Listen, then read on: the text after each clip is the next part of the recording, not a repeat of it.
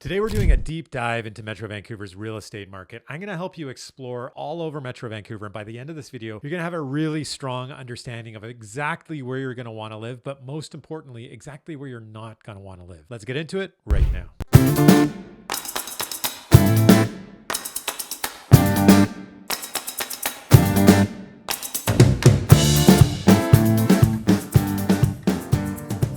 Sebastian Albrecht with the Living in Vancouver BC team, and welcome back to the channel. If you're new here, this channel is all about moving to and living in Vancouver, and I put out videos just like this one every single week, but not every video is as important as this one. If you're thinking of moving to Vancouver, or if you're already here and you're thinking about moving in different parts of Metro Vancouver, honestly, this is the perfect starting point because this is the foundation for looking at homes and areas in Metro Vancouver to help you understand how this city works, how this metro area works, and where you do want to live and where you don't want to live. In order to do that, I need to bring up the map. And so let's go right there right now. All right, guys. So this is the map of Vancouver that we're all so familiar with. And you'll notice a couple things I just want to point out here. This is Vancouver right there. Victoria is over here. Every once in a while, I get people asking me, I want to move to Victoria. Can you help me find something over there? Well, no, it looks pretty close. It's about 40 kilometers from Vancouver, roughly Metro Vancouver. And the thing is, it probably takes about half a day to get there. At least 4 hours door to door from my door to my in-laws place just outside of Victoria. It takes us a good solid 4 hours. So that's a significant distance. You're not commuting sort of on a daily commute between Victoria and Vancouver. And then we have Metro Vancouver right there. So that is what this video is primarily going to be about. We're going to talk about Metro Vancouver here, but there's also the Fraser Valley. There's the entire lower mainland, and the entire lower mainland is right there. And that's considerably more space than most of us think about the lower mainland being right down here. But in fact, there's a much larger area, and it goes all the way up to Whistler, Pemberton, Squamish, covers all those areas up north, and considerable areas that just really aren't inhabited. But most of the population is down to the south, whether it's in Metro Vancouver or the Fraser Valley. Metro Vancouver has about 3 million people, and then there's about 325,000 people in the Fraser Valley. This larger area, that's the Fraser Valley Regional District. Fraser Valley covers areas like Abbotsford, Mission, and Chilliwack. And so that's this very specific area. This is roughly 2,700 square kilometers. And today, a typical house in this area is going to cost you in the summer of 2025 just shy of $3 million.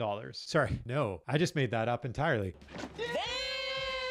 It's actually $2 million, just shy of $2 million. So it's $1,997,400 for a house. Typical townhouse in Metro Vancouver is $1,106,800. And a typical condo is $757,300. But there's more expensive areas and there's less expensive areas. There's better areas to live and worse areas to live in that vast Metro Vancouver area. And that's what I want to help you understand when you're looking at this map. Like, do I want to live over here in Langley or down here in Tsawwassen? Or should I think about West Vancouver? Or, hey, what is this island over here? This looks interesting, doesn't it? What about Bowen Island? Have I ever even heard of Bowen Island? Should I live there? Well, let me explain. We're going to begin by zooming in on the city of Vancouver. And actually, before I get there, I want to help you understand what we have basically running right through the middle of Metro Vancouver is Highway 1 here. The Trans-Canada Highway goes through not only Metro Vancouver, but also through the Fraser Valley. And that's going to take you also over to the island. But of course, you have to take a ferry. You can't drive over water. That blue stuff on the screen is water. And so this is the main artery that's cutting through the city. And as I've talked about in other videos, we don't have an enormous highway network in Vancouver. And predominantly that's because we're surrounded by water in terms of, the ocean over here and the river over here and the inlet here, and then all these mountains, and we have the border down here. We don't really have a lot of room. And what we have on the screen is a lot of junk. But sorry for making this so complicated. But essentially, the point is that we just didn't have the room. We're not in the middle of the prairies or the plains where there's just endless amounts of room to expand and grow and build roads and subdivisions. We just don't have that in Metro Vancouver. And so what we do have is just this main single highway that cuts right through the middle. And then there's other highways that are going to do some, this one takes you directly south, but then down into the United States. And this little highway is also important, that east-west west connector getting over into Surrey this way. And this as well. This is more of a busy street than it is a highway, but that is an important connector as well. And these are the main arteries that you're going to be thinking about if you're getting from one suburb or one city in Metro Vancouver to another city in Metro Vancouver. But what's becoming increasingly important is also not just, there was a time where you wanted to live on the highway. That was the fastest way to get from one point to another. But these days we have a faster system, and that would be the SkyTrain system. And a lot of growth is being centered around the SkyTrain, and more people as they move here want to be close to the SkyTrain. They want to be in some of the new communities that are sprouting up along the SkyTrain, whether it is Surrey City Centre, whether it's in New Westminster, whether it's Port Moody Town Centre or Coquitlam City Centre or Coquitlam Centre, or whether it's Metro Town or Brentwood. And that's where this map becomes quite important. And what this map is showing you are the SkyTrain stops. And a lot of people, when they contact me, are very focused on finding a location that is close to the SkyTrain. Now, the blue, the light blue, the dark blue, and the yellow are existing SkyTrain lines. But these maroon lines right there and over here. So there's the Broadway extension that's happening right now. That's going to be complete, I believe, within a year. And then this section right here heading out to Langley is going to be complete in, I think it's at least 3 more years. It's just underway now. So there's a possibility of living on existing SkyTrain lines. And then there's also the possibility of moving to an area that the SkyTrain is coming to in the future. And so these are areas that you may want to be thinking about as you're sort of planning your move to Metro Vancouver. The other possibility is living this red line right there. That's the West Coast Express. And as you can see, it goes all the way out to Mission. So that's in the Fraser Valley, but it also hits Maple Ridge, Pitt Meadows, Port Coquitlam, Port Moody, and then heads right into Vancouver. And this is an excellent commuter rail system that gets people from some of the eastward suburbs directly into downtown and makes living in those areas much more convenient if you do have to commute. And before I talk too much about commuting, I do want to point out, of course, not everybody has to work in the city of Vancouver anymore. A lot of people are working from home, and I am going to talk about some commute times, but I am basing that on times into downtown Vancouver. And of course, if you're not needing to commute into downtown Vancouver, well, that changes things completely. I mean, you could perhaps live in Coquitlam and work over here in Maple Ridge, or work or live in Pitt Meadows and work over here in Langley. And so those commute times are going to change whether you're working from home or working in different places. So to begin with, let's look in more detail at the city of Vancouver. So zooming in on the city of Vancouver a little more here. So here's the city of Vancouver. And you'll notice that there's some areas that are not included. Like this would seem, what's going on over here? That is UBC. It is technically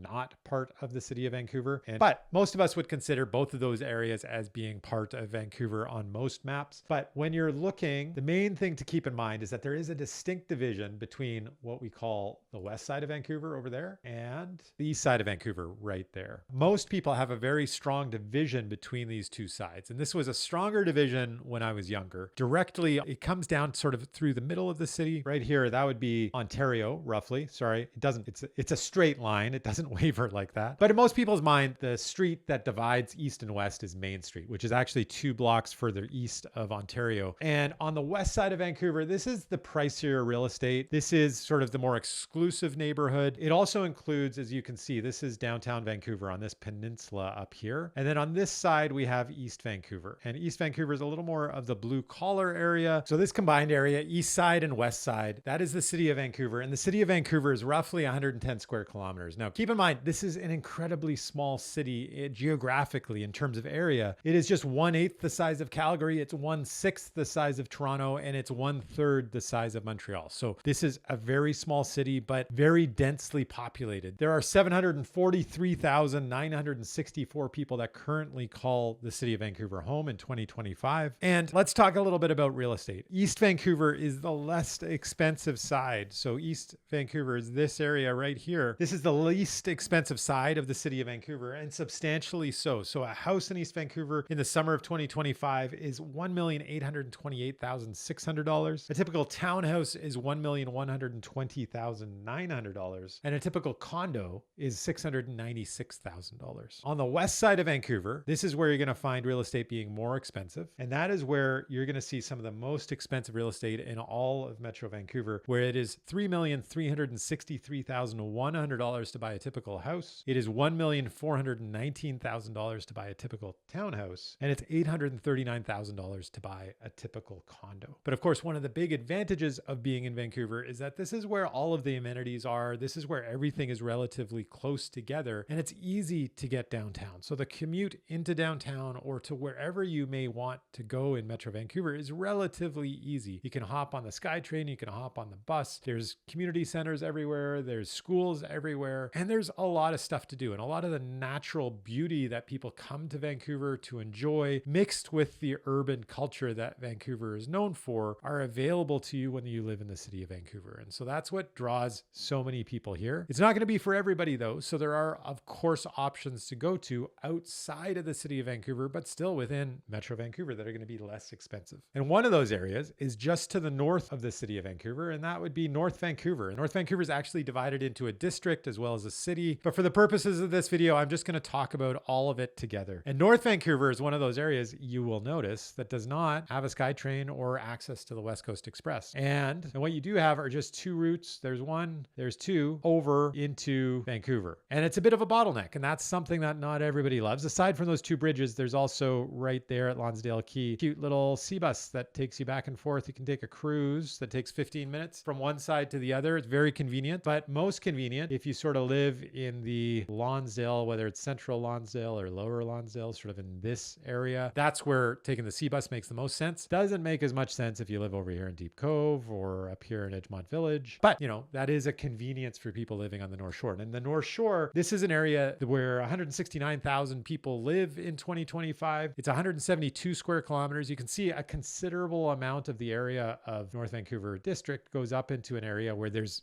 basically nobody living. That is mountain, that is forest. It's pretty much uninhabitable. Nobody's going to really live back there at any point. But a lot more density is going on in these zones down here. And a lot of development is happening. And a lot of people love North Vancouver, mainly because of the proximity to the city, but also the access to the outdoors. And here, it's going to take you roughly 20 minutes on a good day to commute into the city of Vancouver, into downtown. On a bad day, it may take double that. It might take up to about 40 minutes on a bad day because the bridges are real bottlenecks. A typical house in North Vancouver these days costs you more than it does in East Vancouver, but much less than it does on the west side of Vancouver. It's $2,240,200 for a typical house. Typical townhouse is $1,351,400, and a typical condo is $815,900. So that is North Vancouver, but we have another part of what we call the North Shore. And this whole area is typically referred to as the North Shore. But the other area of the North Shore that you want to know about is West Vancouver. And this is West Vancouver right there. And West Vancouver, I said Vancouver is one of the most expensive areas in Metro Vancouver. That is only superseded by West Vancouver. But it depends on the type of property you're looking for. There's a big range, and there's some areas that are going to be less expensive. On the whole, this is less expensive than the west side of Vancouver. But there are some very, very expensive homes that you can find in West Vancouver. Just shy of 50,000 people live in West Vancouver, and it is 87 square kilometers. So it's a relatively small area, and it's going to take you somewhere in the range of 20 to 30 minutes to commute into Vancouver. It's going to be a little bit faster than it is from North Vancouver, but of course it does depend on where you are, you know. If you're commuting from here in West Vancouver versus over here in Horseshoe Bay, it is going to make a considerable difference. And some of the most beautiful, most expensive real estate is right in here in areas like Glen Eagle and Caulfield and West Bay in Cypress Park. And that is some of the nicest real estate that you're going to see in all of Metro Vancouver. And you do have to pay dearly for it. So a typical house in West Vancouver in the summer of 2025 is $3,195,600. I don't have any information for a typical townhouse. There's not enough of them in West Vancouver to give you that information. The real estate board doesn't track it, but there are condos, and primarily these are luxury condos that have been built in the last few years. It's $1,289,800 for a typical condo in West Vancouver. And what draws most people to West Vancouver is really the luxury, being removed from the city, but being in such close proximity. And a lot of people love the views. You get beautiful views over the water, overlooking the city, and they're south-facing views. So the homes tend to get a fair amount of sunlight, especially towards Caulfield field, especially towards Glen Eagles, and a really strong relationship to the ocean. That's something that in North Vancouver, I would say, is lacking to a degree. And that's kind of typical. In East Vancouver, it's the same thing. In these older blue collar areas, it's the port that has the main access to the water and people don't. But in the white collar, the traditionally more expensive areas, whether it's the west side of Vancouver down here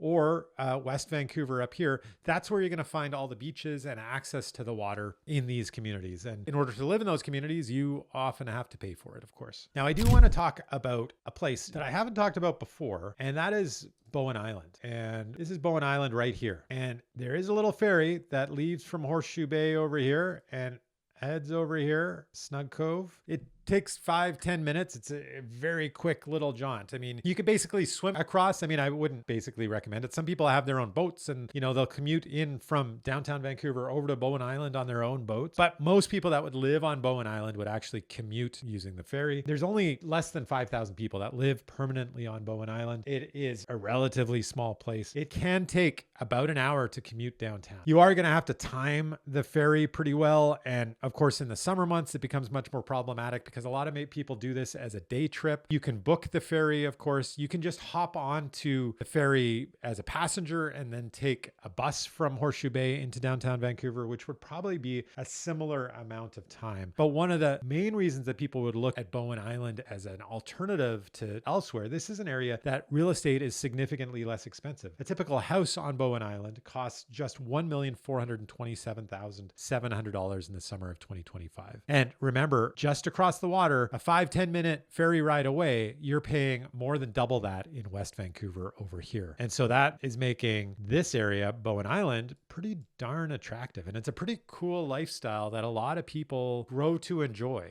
And if you want to be removed from city life even further, if you want your money to be stretched even further, this is an area that might really suit you. And you kind of like being removed from things to a degree. Like obviously it is real quiet at night. Everything really shuts down and everybody kind of disappears. Even in the summer months when, you know, Snug Cove is incredibly busy during the day, even at night, it is real quiet because there's not too many places to stay on Bowen Island. So you don't get an excessive amount of traffic despite being so close to a real huge urban center. And that's where Bowen Island really shines. And to be honest, it's a bit of a secret. A lot of people on Bowen Island don't want it to be more popular than it currently is. But I think it's a place that a lot of people miss when they're thinking about moving to Metro Vancouver. And if you still want to move to Vancouver and you don't know exactly where you want to live and you're looking to purchase a home, I am, of course, a real estate agent that has helped hundreds of families do exactly what you're trying to do. And I can help you and your family do it as well. So whenever you're ready, if now is the time, be sure to reach out. My contact information is right there on the screen. Reach out anytime, whenever you're ready. But for now, let's get back to the video. I do want to explore a couple areas of the Lower Mainland that I haven't really talked about beyond Bowen Island. And it's actually outside of Metro Vancouver, but these are areas that a lot of people in Vancouver are moving to and are still commuting from. So I want to put those on your radar as you're thinking of places that you may want to settle in Metro Vancouver. The first one that I'm going to talk about is Squamish. And Squamish is right up here. As you head up to Whistler up here, that is Squamish right there, just before you really get into the mountains. And Squamish is this beautiful playground, outdoor playground. I would definitely say that the average age is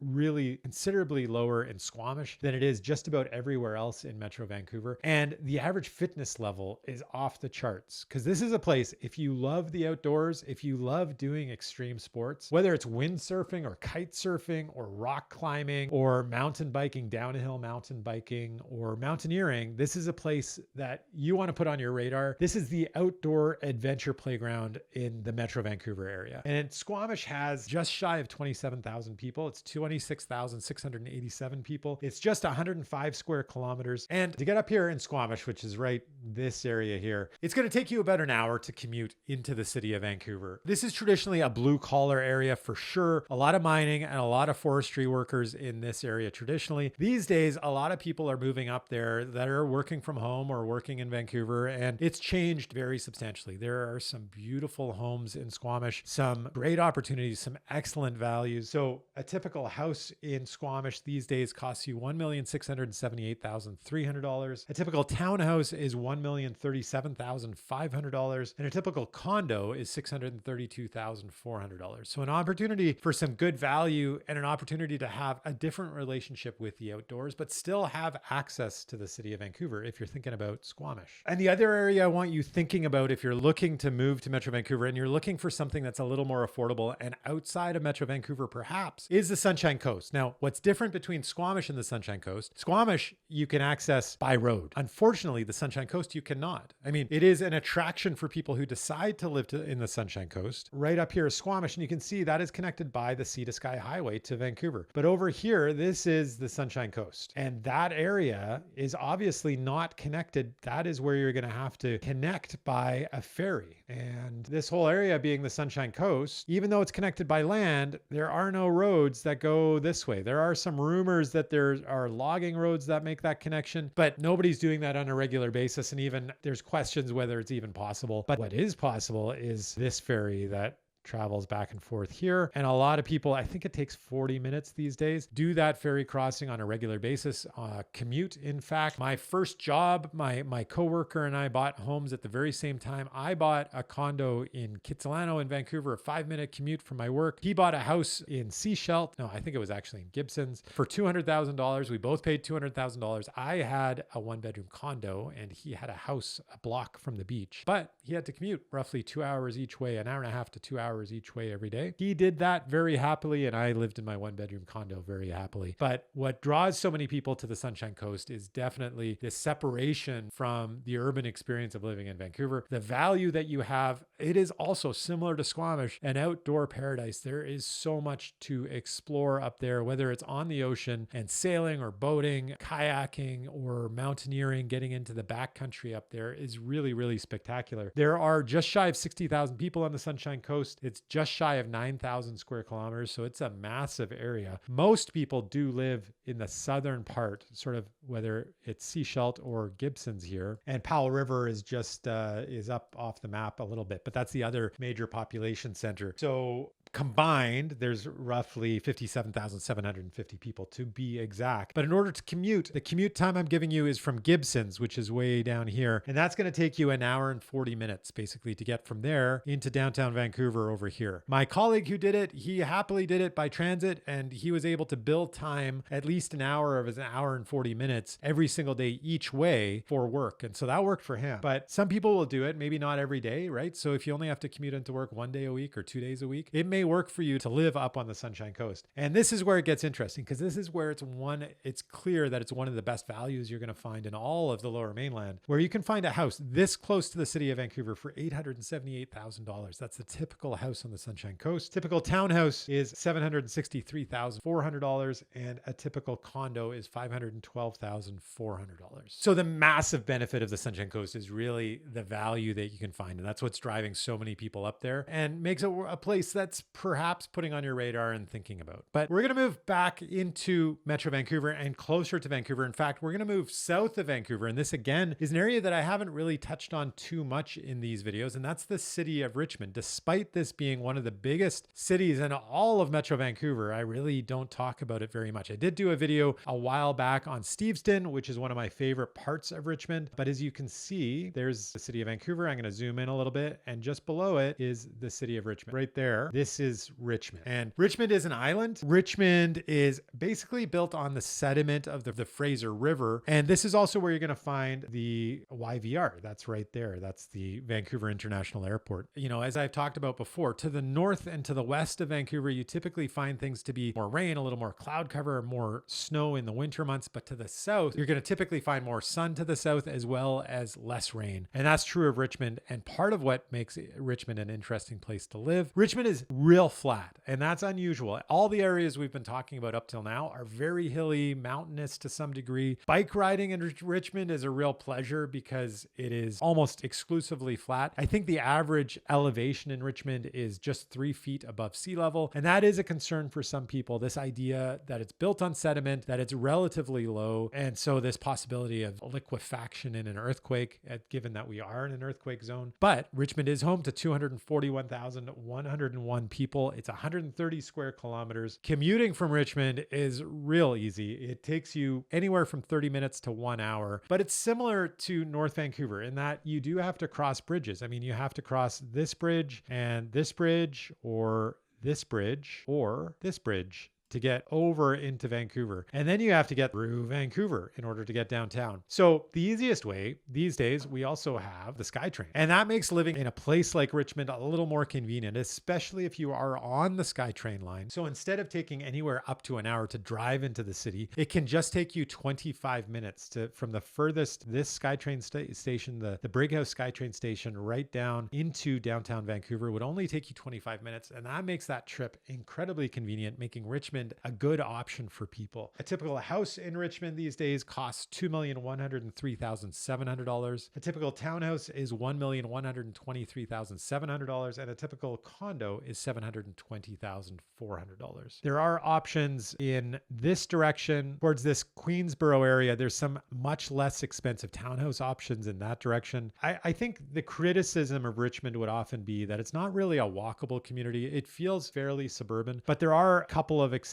up here in this corner and as well down here in this corner, Steveston in particular. Steveston is one of Metro Vancouver's most popular neighborhoods. It gets a little overrun in the summer months, but a lot of people really love living in Steveston. So there's a few different neighborhoods I would really favor in Richmond, but it really depends on the experience that you're looking for. Richmond really does work for a lot of people, and a lot of people love the proximity and the convenience and, you know, the opportunity for shopping and the great restaurants and the good schools that you find to the city of Richmond. Next, I'm going to talk about one of the other suburbs that is directly next to the city of Vancouver, and that's the city of Burnaby. And the city of Burnaby is one of those suburbs that you can't really tell the separation between the two cities sometimes. The division is pretty arbitrary. So if you're thinking of moving to Vancouver, you should be also considering moving to Burnaby because the difference is very slim. And in fact, in Burnaby, you can get more space typically. The houses are bigger, the condos are bigger, and so you do get more space, but what you don't get is a considerable savings. But we'll get into that a bit. There's almost 300,000 people that live in the city of Burnaby, 296,842 people. In fact, it's 100 square kilometers, a considerable area. And because it is directly next to Vancouver, it's a pretty easy commute. It can take as little as 20 minutes, but it could take as much as 50 minutes, depending on traffic. It can also be just a 20-minute SkyTrain ride from Metrotown into downtown. It's a very quick jaunt, and there's a lot of SkyTrain stations. As you can see here on the map, this is the city of Burnaby, essentially right there. And you can see the number of SkyTrain stations that are within the city of Burnaby, both on the northern side as well as the southern side. And so its access to SkyTrain is second to none other than perhaps New Westminster and the city of Vancouver, and specifically the east side of Vancouver. But people also love the green space in Burnaby. The quality of the schools, the quality of the amenities are exceptionally high. Housing, however, is not a bargain. You're going to find a typical house in Burnaby, $2,127,200. A typical townhouse, this is where there is a bit of a savings, is $985,900. And a typical condo is $773,600. You are going to generally find this is some of the pricier real estate up north here, where houses are fairly expensive. It's a nice walkable neighborhood. Expensive real estate right in the middle here as well. But on this eastern side, things are a little less expensive. And towards this southern end, there's also lower prices than you're going to see. So there is a considerable variation in values around Burnaby, some opportunity for better value than in others, and some areas that might be more convenient for you than others. So next, I just want to cover Coquitlam, and Coquitlam is roughly this area here. And it's roughly that area there. It's this weird hourglass shape, and there are variations in values here. There's 176,430 people that live in Coquitlam. It's 150 square kilometers. It's going to take you roughly 35 minutes up to an hour and a half to commute from Coquitlam into downtown Vancouver. So there are, because as you're getting further out, there's more impact of traffic potentially. On a bad day, it's going to take you longer. On a good day, it's going to be real quick. But by SkyTrain, and again, we do have the convenience of having a couple SkyTrain stops in Coquitlam right here. And that makes living in Coquitlam, especially this northern end, much more convenient than it used to be. It's going to take you just 40 minutes to commute by SkyTrain into downtown Vancouver. And a typical house in Coquitlam these days days is $1,778,300. Typical townhouse is $1,085,000, and a typical condo is $724,000. There's a lot of new development that is happening in Coquitlam. That new development is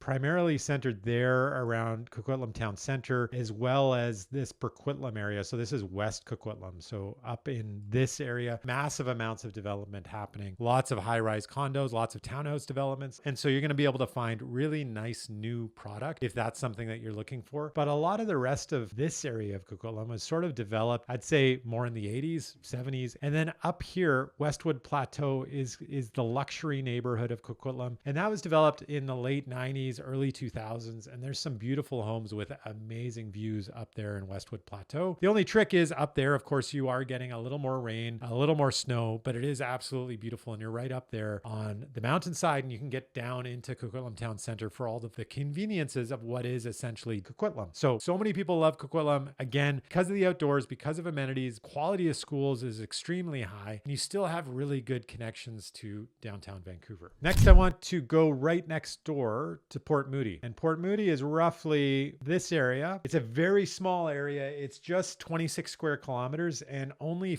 just shy of 40,000 people live in Port Moody. It's going to take you roughly 30 minutes to get into downtown Vancouver by car, up to about an hour. It's a little quicker than it is right next door in Coquitlam. By SkyTrain, it's going to take you about 35 minutes because, yes, this is on the SkyTrain. And so I am going to bring that up. And you do have a couple SkyTrain stops right there and right there. That's going to just take you right into downtown Vancouver, making it incredibly convenient. Again, the advantage here, this is a bit unusual in the suburbs of Vancouver that you have ocean access. And you can see right here is where you're going to, at the end of the inlet, you have access to the ocean, but you also have really easy access up here into the mountains, which makes living in Port Moody a really beautiful experience. It has a stronger connection to nature than most of the suburbs, even though so many of the cities around Metro Vancouver have really strong connections to nature. This is pretty exceptional. There is also a pretty big divergence in the value that you can find. On this southern end of Port Moody, you typically see lower price. You're seeing a lot of new development that's happening here along St. John. And then up here, you're going to find some pricier real estate, and especially along here in Pleasant Side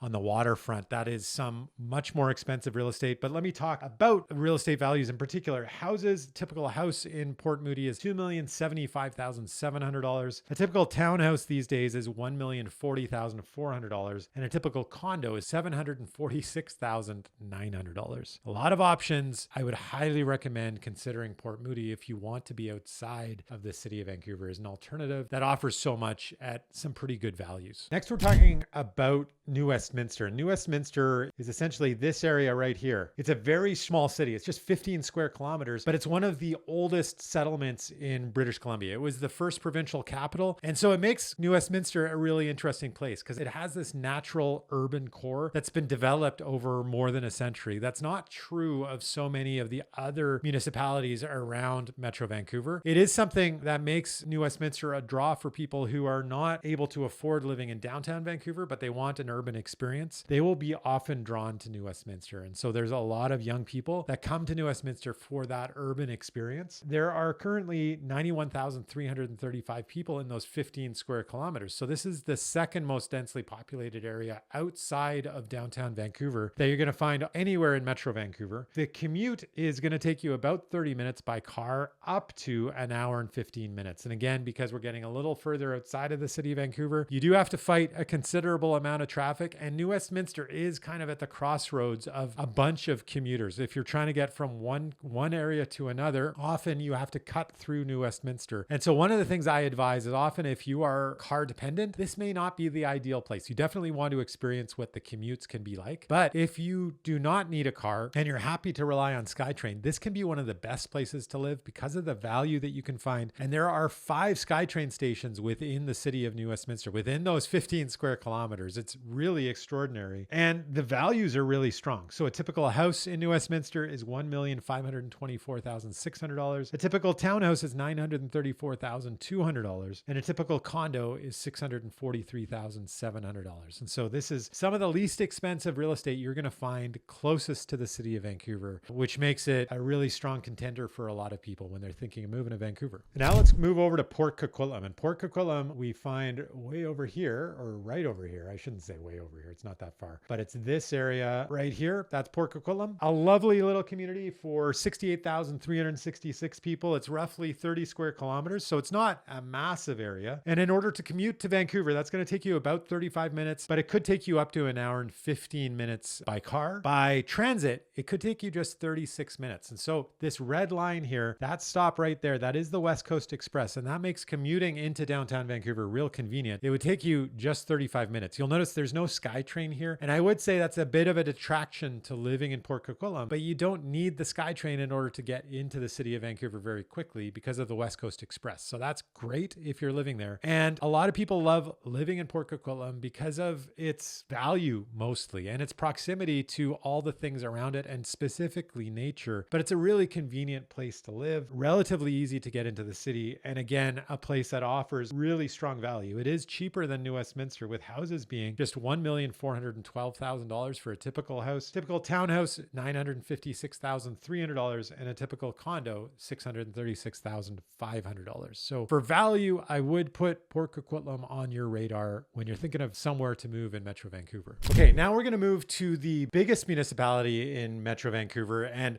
what is soon going to be not only the biggest in area, which isn't changing, but also the biggest in population. Yeah, that's right. This huge municipality is going to surpass Vancouver's population in just the next couple of years. And that suburb is the suburb of Surrey, or the city of Surrey. And we find that over here. Okay, now let me draw for you roughly where Surrey is. And that's this area, a little bump out down here. That is the city of Surrey. So it's massive. There's a lot of variations, whether you live up here in this area or this area, very different experiences, but I'm just going to lump this all together for now. There's 690,946 people that live in Surrey currently in 2025. This is an area that's 316 square kilometers. So it is a massive area. It is going to take you 35 minutes on a good day to get into downtown Vancouver, but on a bad day, it's going to take you an hour and a half by car. But you'll notice up top here, the SkyTrain, and that makes it pretty convenient, especially if you're living up here. And these maroon colored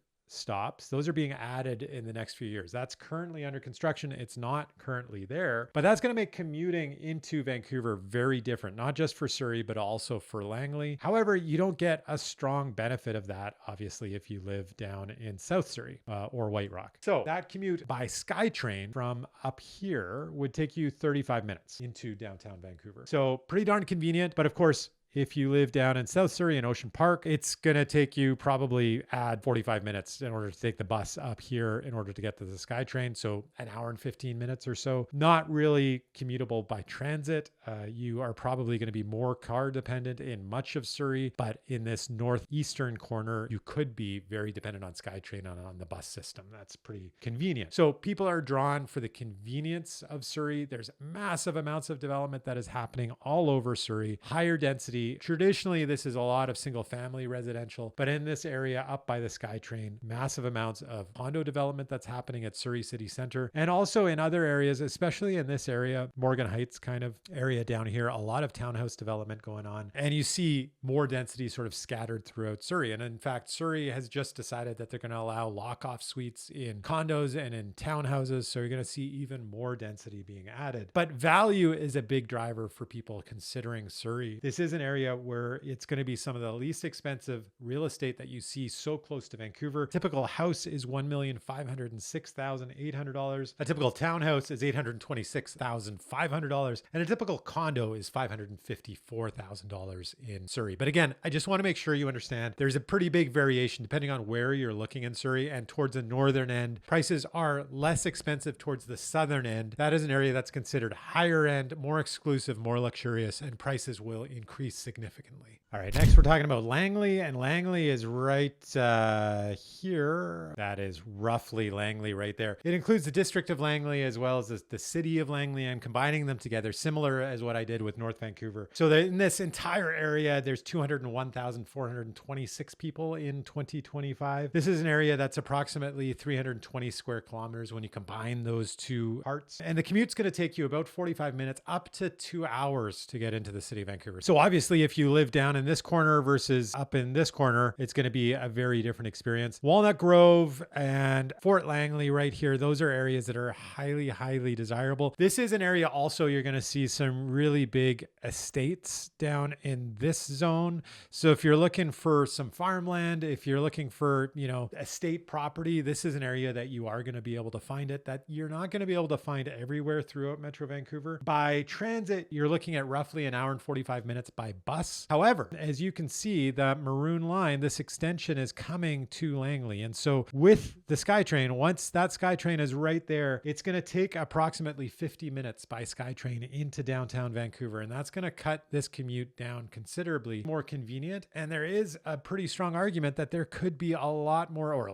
there is a lot of development that's coming to Langley and is already underway, but even more because of the SkyTrain. And as that SkyTrain completes and is finished, the attraction of Langley is really going to grow. And that is bringing a lot more sort of consideration to Langley, where people didn't consider it at all 20 years ago. People who wouldn't have thought about it before are certainly considering it today. Again, schools can be pretty good. Crime can be an issue, especially in the city of Langley, right here in this center. So that is something to consider, but you don't necessarily need to be living right there. You can live in something that's a little more rural and a little quieter. And what you're going to find here is good value, strong value. A typical house is $1,632,100. A typical townhouse is $863,600. And a typical condo is $605,300. So you can see prices for some things, in particular, house is a little more expensive and a condo is a little more expensive in Langley than you're going to find in most of Surrey. So something to consider. But if you like a rural lifestyle, but still having a connection to the city, and especially with the coming SkyTrain, then Langley might be a place that you want to consider when you're moving to Metro Vancouver. Next, we're going to jump right over the Fraser River, something you can do on a bridge these days that is relatively new and has brought a lot of development to where we're going right now, and that is Maple Ridge. So that's the bridge, the Golden Ears Bridge that I'm talking about, and that's connected Langley and Maple Ridge. Living in Maple Ridge, a lot more convenient, and has brought a whole lot of development in the last decade or so to Maple Ridge. 107,253 people live there at the moment, and Maple Ridge is this area approximately. There's a lot north of there as well that I'm not including in that little circle, but the total area is roughly 270 square kilometers. To commute to Vancouver, it's going to take you 45 minutes up to an hour and 40 minutes on a bad day because of traffic. By West Coast Express, and again, the West Coast Express station is right there. That's just going to take you an hour into the city of Vancouver. And that makes living in Maple Ridge a possibility for people. You don't have to sit in a car for 2 hours. You could just go on the West Coast Express and have a nice leisurely experience into the city. And so more and more people are doing that. And predominantly because of the kind of value that you can find in Maple Ridge, it is $1,287,300 for a typical house today. A typical townhouse is $784,400. And a typical condo is $525,000 in Maple Ridge. You got to love the outdoors. It's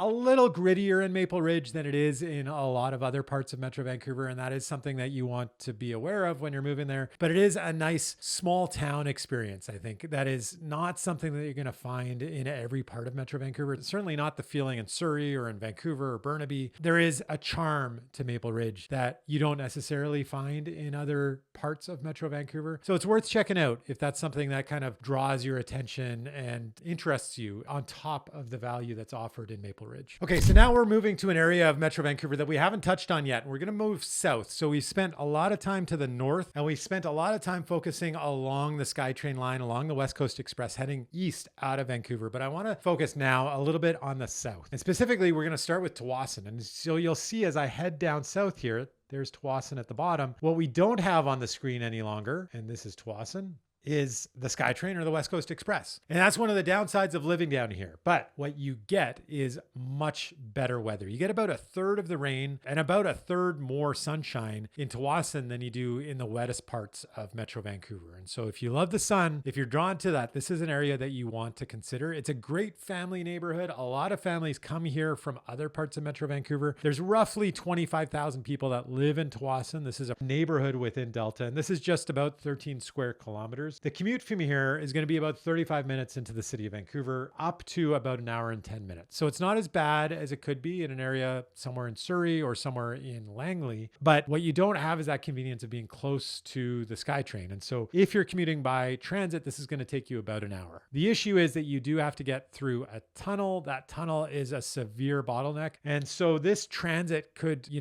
be anywhere from an hour and a half at a maximum. It could be on a really bad day, 2.5 hours if there's an accident of some kind or something really bad does happen. But there are improvements that are underway. We've been thinking about replacing that tunnel with a bridge, going back to a tunnel. Who knows? In decades to come, hopefully that will no longer be an issue and you can move into this area with much better connections into the city of Vancouver. But if you're willing to put up with that, you are going to save some money. You are going to live in a beautiful place. Some of the warmest water you're going to find is in Boundary Bay. So the beach, Centennial Beach over here, is phenomenal beach, and some of the warmest water in the summer months you're going to find. You don't have the mountains. So if you're here in Metro Vancouver to have access to the mountains, you are obviously at the southern end, much further from the mountains than you're going to find anywhere else, but value is strong. And you're going to find a typical house in Tsawwassen these days is $1,632,100. Typical townhouse is $863,600. And a typical condo is $605,300. So if you love the beach, if you love the sun, and you want some good value, and ideally a family neighborhood, not necessarily really close to the city, this might be an area you want to think about. And then the other area you want to think about is right across